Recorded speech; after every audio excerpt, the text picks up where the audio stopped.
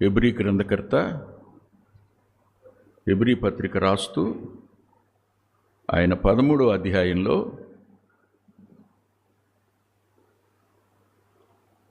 15-16 వచనాలు ఇలా చెప్పాడు.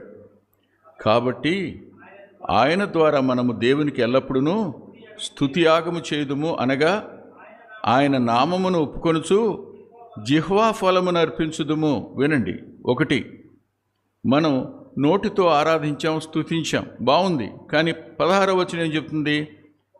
ఉపకారమును ధర్మమును చేయుట మరొకడే, అటు యాగము దేవునికి ఇష్టమైంది. ఈ రెండింటి దగ్గర మనం కొరత. ఇంకా సజీవ యాగం ఎక్కడవుతాం?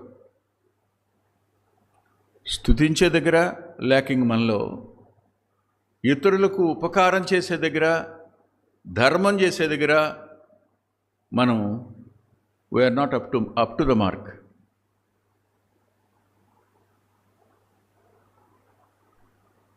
మీరు ఎప్పుడైనా జడ్చర్లు వెళ్తే అక్కడ ఒక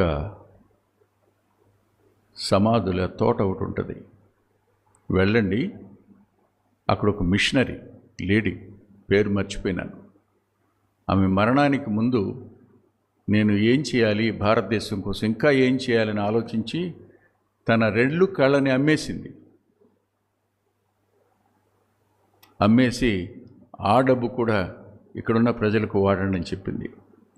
ఆమె సమాధి ఉంటుంది అక్కడ. వెళ్ళిన వారికి తెలుసు. వాళ్ళు తమను తాము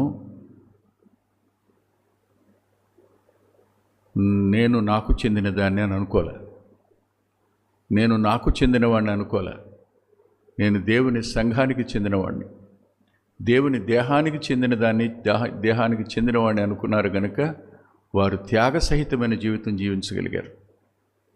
మనం త్యాగసహితమైన జీవితం జీవించం, మనం స్వార్థపూరితమైన జీవితాన్ని జీవిస్తాం.